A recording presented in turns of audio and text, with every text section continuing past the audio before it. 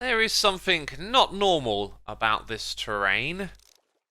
Aha, do you see it? What about the water? It's happening to the water too, isn't it? Yes, look at that.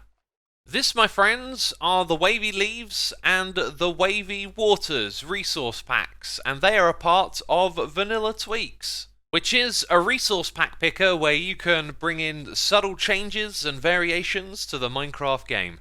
And so in this video, I'm going to be covering all of the new additions and changes between, well, the last video and this 1.18 update. And it should be noted that this is also the Vanilla Tweaks Compatibility update. And this simply means that you no longer have to pick out hybrid packs. If you want to have the brewing guide, but also have the dark UI, the website will intelligently put those two together for you, and so you can just hit the download button.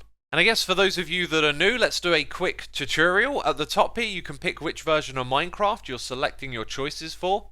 And then in each of these categories, there are tons of choices. And if you just feel like picking everything, you can click on the pickle.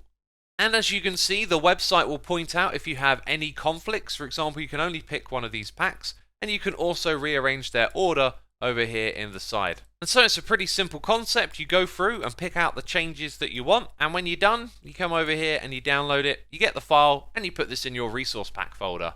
So from the aesthetic category, I have two things to show you. First of all is the accurate spyglass. Now you might be wondering, why is it accurate? Well, it's all about the texture. If we have a look at the recipe, it's made out of copper and amethyst, and now you can see why this is a lot more accurate compared to the crafting recipe. Now if you're not a fan of rotating blocks, then you'll probably enjoy this one. It is the singular glazed terracotta, and it essentially condenses the patterns that you can create with these blocks down into a single block that then can't be rotated. So it doesn't matter how you place this, it's always visible the same way in the world. And I gotta say, those look really, really nice, don't they? I kinda wish we had both of these in the game.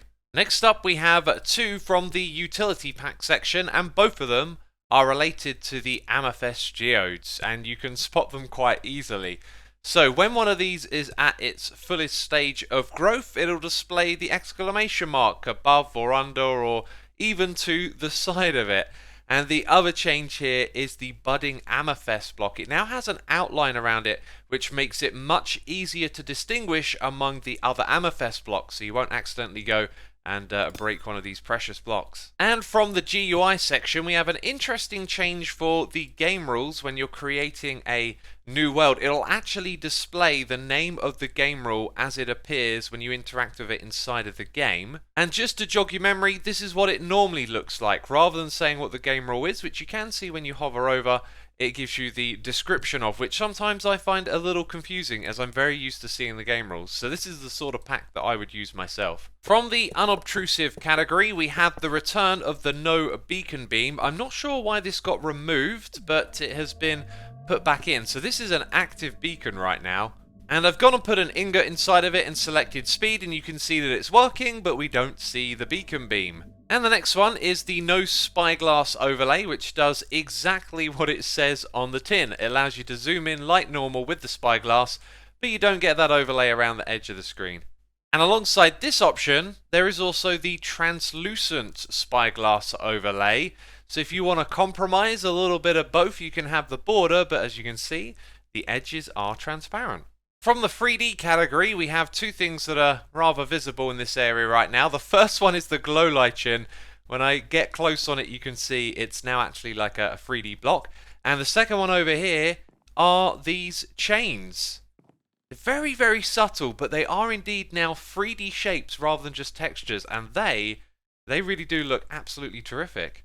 And a quick little something that should be pointed out about these chains, the three-dimensional ones, they will affect the soul lantern and the regular lantern as well, as this part of their model will be made 3D so it can match up with the chain. And this next one at a glance can often look as if there's no change at all, but yes, look up here, the dripstone is actually 3D. So if you want your dripstone turned into three-dimensional blocks like this, that is one of the choices. And here is yet another one that you might not really notice until you pay very close attention. The bookshelves are indeed 3D. That is so subtle though, but I do like it. So yeah, there's another choice for you. And it's back to the Amethyst Geode we go, because look at it right here, we got ourselves a 3-dimensional bud. I think that these are literally fantastic. Oh, they look so very cool, don't they? And also added to this category is the cake, the sea pickle, and the candles, and you're probably thinking, wait a minute, and nothing's changed here, it's the item in the inventory that has changed. And that can be a reminder that some of these items now render 3D inside your inventory, but some of them stay the same. And so those changes with the cake, the sea pickle, and the candles are a part of the 3D items pack. It should also be noted that 3D doors and 3D trapdoors were separated into their own packs now.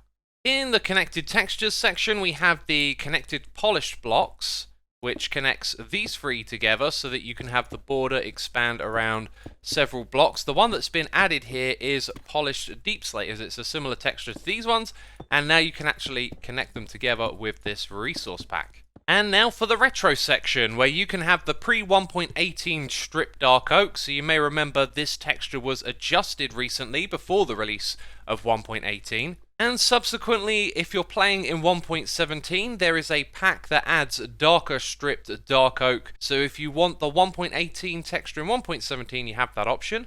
Also, in the retro section is a fun pack that gives the old explosion sound back to the game. Let's hear it. Wow, that takes me back. This is from like alpha and beta versions of the game, which are like 10 years old now. So yeah, if that's the sound you want to hear, you've got the option. And if you're a fan of the pre-1.17 ores, there's some changes that have been made here. The Lapis Deep Slate texture has been updated to match the original one, and then if you're a fan of the old copper ore seen in 20W45A, this now works for the regular type and the Deep Slate. And then there is Options Backgrounds, where you can change the texture that appears in the background of the main menu.